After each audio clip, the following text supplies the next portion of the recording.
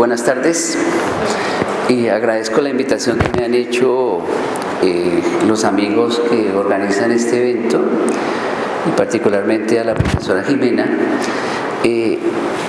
Viendo pues todas las cosas que he visto esta tarde y de las que he aprendido mucho, me parece que yo soy colado en este evento, porque yo no tengo ninguna experiencia estética ni artística que presentar, que reconstruir. Yo simplemente quiero hacer una reflexión y hablar también un poco al final de mi experiencia, pero en el terreno de la reconstrucción histórica, propiamente hablando. Pero antes de hablar de eso, quiero señalar como la importancia de pensar históricamente, que para mí sería sinónimo de aquello que se llama en la convocatoria la conciencia histórica. Es decir, ¿por qué es importante en el mundo contemporáneo, en una sociedad como la colombiana, atravesada por múltiples conflictos, por múltiples contradicciones, como también aquí se ha señalado? ¿Qué importancia tiene en ese contexto pensar históricamente? Porque ahora se nos ha dicho de que en el mundo contemporáneo la historia no tiene ningún sentido, porque los seres humanos viven en un perpetuo presente y no hay ningún nexo entre pasado, presente y futuro. En contra de ese sentido común que se difunde a diario por distintos medios, empezando por la familia, por la escuela, por los medios de comunicación social, queda la impresión de que efectivamente los seres humanos estamos atados exclusivamente al presente.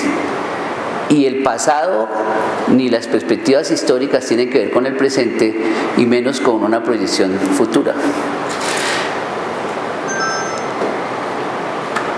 Pensar de esta manera es bastante problemático y caótico para una sociedad. Pensar de esta manera genera muchos de los problemas que nosotros conocemos en la sociedad colombiana. Y lleva, por ejemplo, a desconocer las razones históricas y estructurales que explican el largo conflicto social y armado que vive la sociedad colombiana. Si quisiéramos dar un ejemplo de lo nefasto de esta concepción de desvincular el presente del pasado, podíamos remitirnos a la nefasta experiencia de los 8 años de gobierno de la inseguridad antidemocrática. Cuando desde el primer día en que ganó fraudulentamente por lo demás el entonces candidato presidencial Álvaro Uribe Vélez, se planteó como nuevo sentido común el decir que el conflicto armado colombiano no tenía ninguna razón histórica, que el conflicto armado colombiano no era conflicto armado, sino era una acción terrorista de enemigos del pueblo colombiano, pero que no tenía ninguna vinculación con procesos históricos de mediana y de larga duración. Y durante 8 años se repitió eso todos los días y a toda hora. Y se intentó implementar una revisión de la historia colombiana contemporánea para incorporar en el imaginario de los habitantes de este país el hecho de que la violencia era simplemente el resultado de la mala voluntad de unos enemigos de la nacionalidad colombiana, pero que la violencia no tenía nada que ver con la desigualdad y la injusticia que caracteriza a este país, que hace que Colombia sea hoy por hoy uno de los 3 países más injustos y desiguales del mundo.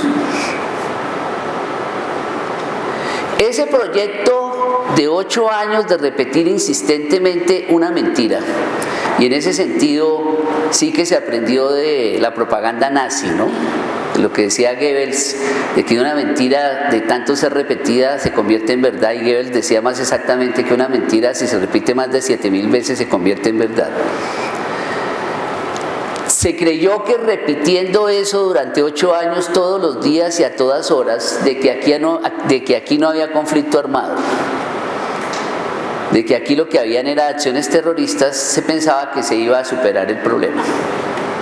A lo largo de 8 años se demostró que no era así, y por eso hoy se está hablando de paz, está hablando de desarrollar conversaciones de paz con el ELN y se implementa un proceso de diálogo de paz con las FARC desde hace ya algunos meses en La Habana.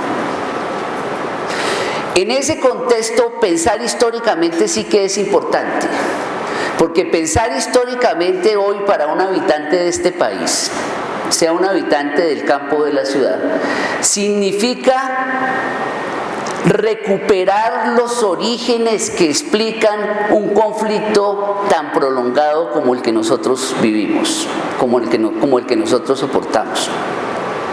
Significa entender que ese conflicto no se origina en el mal capricho de unos cuantos individuos, sino que es resultado de unas condiciones estructurales de desigualdad que no han sido superadas. Unas condiciones estructurales de desigualdad que son similares no a las que vivía Colombia en la década de 1950, sino a las que vivía Colombia en la época de la independencia hace 200 años. Porque en 200 años Colombia es tal vez el único país de América Latina que no ha conocido transformaciones fundamentales de tipo político y democrático. No me estoy refiriendo al hecho de que Colombia haya pasado de ser un país rural a un país urbano. Esa es una transformación evidente, innegable. Pero en términos de la democratización de la sociedad, de la superación de la desigualdad, de rebasar los niveles de injusticia que caracterizan a este país, nosotros vivimos en condiciones similares a las que vivía la Nueva Granada en 1820. Entonces, ahí es donde se encuentran las raíces históricas que explican la necesidad de recuperar una visión crítica de nuestra historia, de nuestro pasado, para que esa recuperación se convierta en un instrumento que permita contribuir a la superación de los mismos problemas. Por eso entonces es que es importante el conocimiento histórico, y tal vez eso lo han entendido las clases dominantes de este país hasta tal punto que la historia prácticamente ha ido desapareciendo de los planes escolares y de la enseñanza. La historia se ha subsumido en una cosa ambigua y genérica que se llaman ciencias sociales. Y sobre todo en la educación pública. En los colegios privados de élite se enseña historia y geografía por separado. Pero en los colegios públicos, a donde va gran parte de la población colombiana que asiste a las escuelas y a los colegios, la historia como disciplina prácticamente ha desaparecido. Es decir, que hay un proyecto sistemático de borrar las raíces explicativas de lo que hoy sucede en este país. Y por eso es que es tan importante pensar históricamente. Pensar históricamente para mí es la forma fundamental de conciencia histórica. Significa que uno entienda que hay una vinculación estrecha, que no hay una separación entre pasado, presente y futuro. Y que las cosas que hoy vivimos, y eso se puede incluso demostrar en términos individuales con nuestra propia experiencia, las cosas que hoy vivimos están ligadas a unos procesos que evolucionan temporalmente, que se mueven temporalmente, y que por lo tanto no se puede hacer un corte brutal entre hoy, ayer y mañana. Podríamos dar ejemplo de lo que significa pensar históricamente. Por ejemplo, para explicar una de las raíces fundamentales del conflicto armado en Colombia, la desigual apropiación territorial. Si uno toma datos estadísticos hoy de la distribución de la tierra, encuentra unas cifras absolutamente escalofriantes de concentración territorial, que menos del 1% de los propietarios de este país son dueños de más del 60% de todas las tierras productivas que hay en Colombia. Esa es una cifra absolutamente aberrante. Colombia tiene uno de los índices Gini agrarios más injustos del planeta. que se acerca, que es un poco más de 0.85 en índice de Gini. Y rápidamente les recuerdo que el índice Gini es una medida que inventó un economista italiano por allá en 1912 para medir el grado de desigualdad de una sociedad. Y el índice Gini nos dice que entre más se acerque a 1, más desigual es una sociedad. Entre más se acerque a 0, más igualitaria es una sociedad. Pues el índice Gini agrario de Colombia hoy por hoy es de 0.85. Y si comparamos ese índice Gini con lo que sucedía hace 50 años, cuando surgieron las FARC y el ELN, resulta que en esa época el índice Gini era menor, es decir, estaba menos concentrada la propiedad de la tierra que hoy. Tras 50 años de conflicto armado, la propiedad territorial está mucho más concentrada en manos de viejos y de nuevos terratenientes. Entonces, si nosotros no pensamos a los campesinos, a los pequeños propietarios agrarios, a los indígenas, a los afrodescendientes que viven en importantes zonas del territorio colombiano, si no pensamos su existencia en términos históricos, no podemos entender nada. No podemos entender absolutamente nada, ni podemos participar con ellos en la formulación de propuestas que apunten a solucionar sus problemas. Ahora bien, por eso es que considero importante los procesos de recuperación histórica, y por eso es que considero importante la función que cumple el conocimiento histórico para recuperar las luchas, las acciones, la vida cotidiana y la presencia de las clases subalternas en la historia colombiana. Y es en ese proyecto particular en el cual yo me he embarcado en gran parte de mi vida y en gran parte de mi vida académica, por decir algo, en los últimos casi 25 años de mi existencia. Y he participado en procesos de recuperación histórica individuales y colectivos, es decir, investigaciones que he realizado por mi propia iniciativa, en algunas de las cuales se formulan propuestas metodológicas para recuperar la historia de la sociedad colombiana y sobre todo la historia de los sectores populares. Por ejemplo, en un libro que escribí y publiqué sobre la historia oral. La historia oral como un instrumento fundamental para recuperar las acciones y luchas de los sectores populares, porque la historia oral es una historia popular en la medida en que incorpora, en que democratiza el conocimiento histórico y amplía el radio de acción de los sujetos que hacen la historia, pero también de los sujetos que la deben reconstruir. Entonces, la historia oral, por ejemplo, ha servido en importantes reconstrucciones en América Latina y en otros lugares del mundo desde la década de 1960, para darle la voz a los que tradicionalmente no tienen voz, para darle la voz a aquellos que nunca aparecen en las historias oficiales.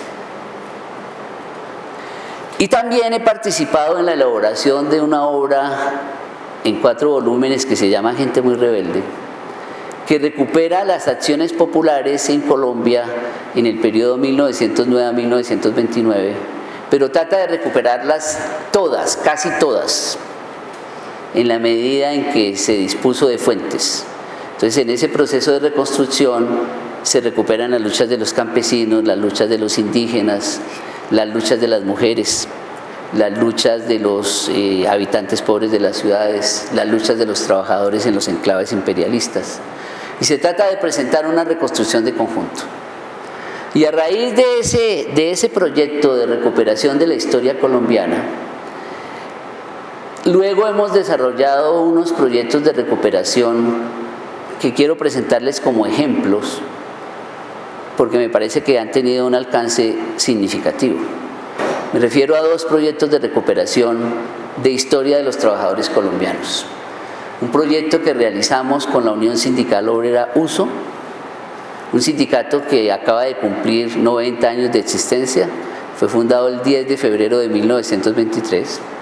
Es el sindicato más importante que existe en Colombia y uno de los más importantes de todo el siglo XX. Con la USO hicimos un proceso de recuperación histórica de su propia historia durante 90 años, Y recuperando su historia, recuperamos no solamente la historia de los sectores populares, sino la historia de Colombia desde una perspectiva subalterna. Como resultado de esa investigación, publicamos 2 libros que se llaman Petróleo y Protesta Obrera en Colombia. En esos 2 libros de Petróleo y Protesta Obrera en Colombia, hacemos una recuperación a partir de escudriñar en las fuentes de los trabajadores, fuentes que incluso se estaban perdiendo, donde los trabajadores contaban su propio sentir, no el sentir que reproducen los periódicos, no el sentir que reproducen los documentos oficiales, no, el sentir de los propios trabajadores. Por ejemplo, fue muy aleccionador poder reconstruir la huelga de 1971, una de las huelgas más importantes de los trabajadores petroleros de Colombia, a partir de su propia documentación, incluso de documentación manuscrita, textos que ellos escribieron a mano. Nosotros tuvimos la oportunidad de consultarlos y de reconstruir esa huelga desde una perspectiva distinta a la historia oficial que se cuenta sobre esa huelga. Historia oficial que se cuenta sobre esa huelga, que ha sido, en el libro nosotros llamamos a esa huelga algo así como los 10 días que estremecieron a Colombia, que fue una huelga de trascendencia en la historia nacional, aunque su epicentro fue la ciudad de Barrancabermeja.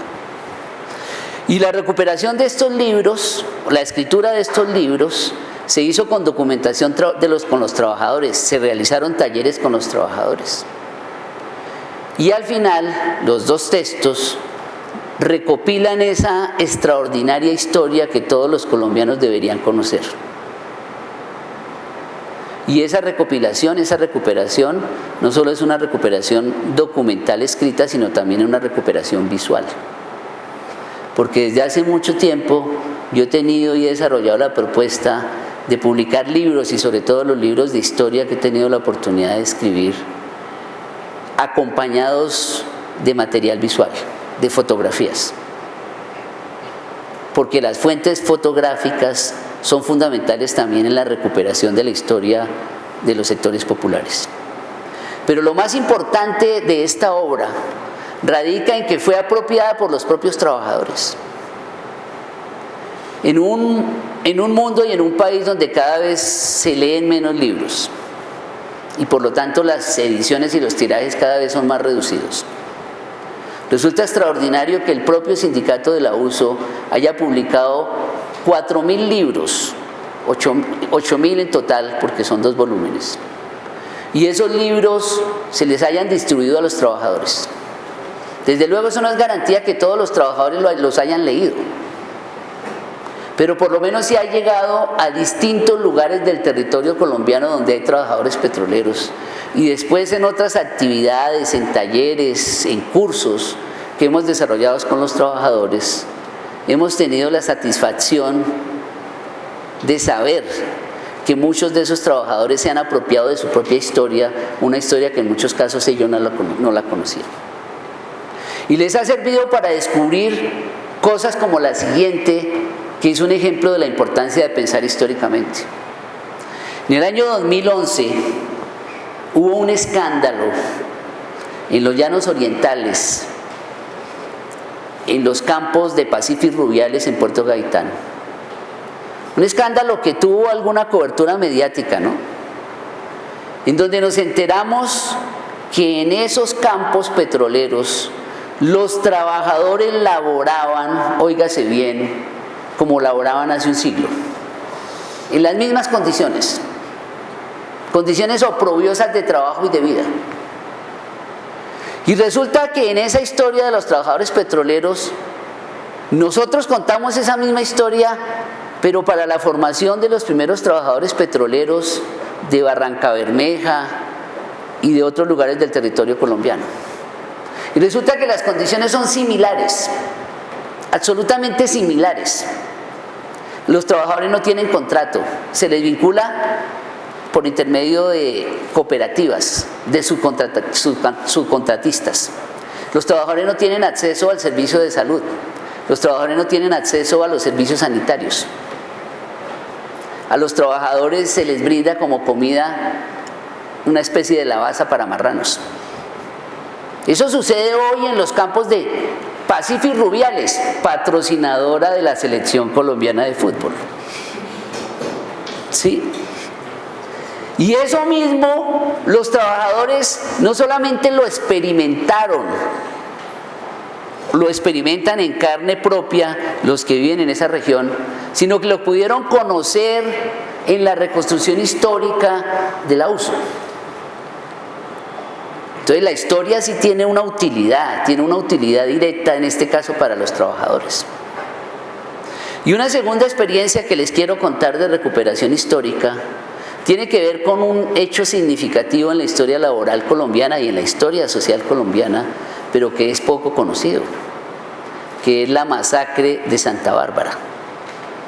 Una masacre que se presentó en febrero de 1963. Santa Bárbara es una pequeña población de Antioquia que queda a 2 horas de Medellín, donde se encuentra la sede de unas empresas cementeras. Ahora es la sede de Cementos Argos. Resulta que allá, en febrero de 1963, se presentó una masacre obrera que en los anales de la historia laboral colombiana se considera como la segunda masacre más importante después de la masacre de las Bananeras de 1928. En el año de 1963, en febrero, fueron masacrados 12 trabajadores, habitantes y familiares de los trabajadores, entre ellas la niña Edilma Zapata, de 10 años, que fue muerta por balas del ejército colombiano, cuando los trabajadores desarrollaban una huelga absolutamente justa y legal. Yo tuve la oportunidad con un compañero de hacer la recuperación histórica de este acontecimiento y de la historia de los trabajadores de Santa Bárbara, pero no como un trabajo puramente académico, sino como un encargo de estos trabajadores que nos pidieron que escribiéramos ese libro cuando se conmemoraban los 50 años de la masacre que se celebraron en febrero del año anterior. El mismo día, un sábado, casualmente, se conmemoraron los 50 años, el 23 de febrero de 1963 y el 23 de febrero del 2013, un sábado. Ese mismo día, a pocos metros de distancia, Juan Manuel Santos estaba reunido en un consejo comunitario, en donde no se hizo ni una sola mención a la masacre de los trabajadores, ni una sola mención. Y el pueblo estaba absolutamente militarizado, como estuvo militarizado cuando se presentó la masacre de 1963. Entonces miren ustedes que en Colombia la historia parece repetirse cíclicamente, como tragedia. Y yo tengo unas fotos en Santa Bárbara, donde me tomaron una foto a mí como coautor del libro, y estoy rodeado de tropa que está viendo las fotos que los compañeros de Sutimat pegaron en el municipio, fotos grandes donde se reviven los momentos más importantes de la masacre. Y la tropa está viendo las fotos con el fusil calado. O sea, son fotos bastante impactantes. ¿Cuál es entonces la importancia de la recuperación de la memoria histórica en un país como Colombia? En un país atravesado por una violencia endémica. Mire, ahora que se habla tanto de las víctimas, que es un término que a mí no me gusta, ¿sí? Que se habla tanto de las víctimas, resulta que todo lo que se ha dicho sobre las víctimas recientemente es muy falaz y muy relativo, porque resulta que en la recuperación de la memoria histórica no se incluyen, por ejemplo, hechos como este de la masacre de Santa Bárbara, porque eso se circunscribe a hechos acontecidos después, un poco más o menos en los últimos 25 años. Lo que sucedió antes no es digno de ser recuperado por la memoria oficial del Estado colombiano que se está construyendo ahora nuevamente. Pero para los trabajadores sí es muy significativa la recuperación de la memoria histórica.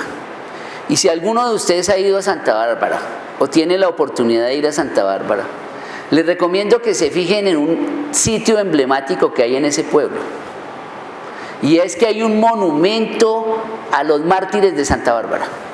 Un monumento que fue construido al año siguiente, en 1964. Y desde entonces, cada año, los trabajadores se encargan de revivir la memoria de sus hermanos asesinados en ese lugar. Ese es un sitio tal vez único en Colombia, que se ha mantenido y que ha significado la construcción de una tradición obrera, porque los trabajadores y los sectores populares también crean cultura. Los trabajadores han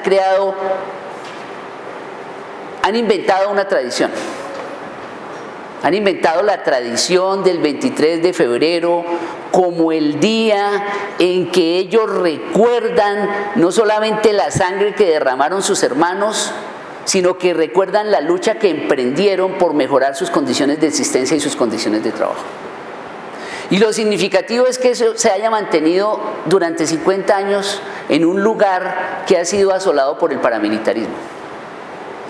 Y ustedes saben que el paramilitarismo es anticomunista de pura cepa,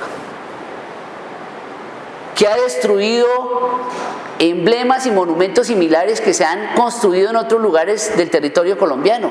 En la ciudad de Barrancabermeja, no sé si ustedes saben que hay una plaza que se llama la Plaza del Descabezado. Y así se llama, y la gente dice, nos vemos en la Plaza del Descabezado.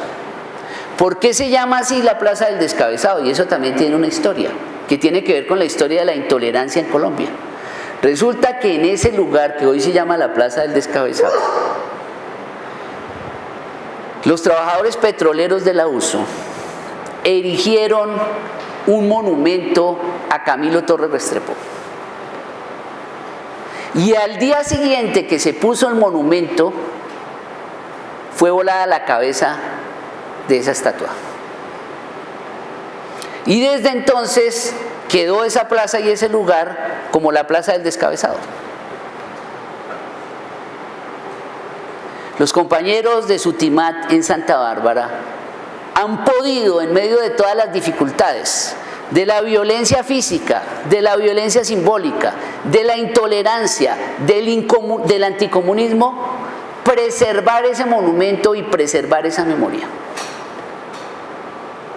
Para eso sirve la historia, para eso sirve la recuperación de la historia para una comunidad, para un país. Eso lo podemos hacer extensivo para un barrio, lo podemos hacer extensivo a una vereda campesina, lo podemos hacer extensivo a una comunidad afrodescendiente, a un resguardo indígena. Porque todos nosotros somos seres históricos. Así en muchos casos no tengamos conciencia de ello. Pero todos nosotros somos seres históricos y todos nosotros hacemos historia todos los días con nuestras acciones. Si es así, ¿por qué nosotros no podemos participar como agentes activos en la recuperación de nuestra propia historia? Una historia que sirva, que dé luces, que ayude a entender los problemas del mundo contemporáneo, que no se pueden explicar a partir del presente en sí mismo. Porque además ustedes saben que el tiempo más difícil de definir es el presente. El presente se nos escapa entre los dedos cada minuto que pasa.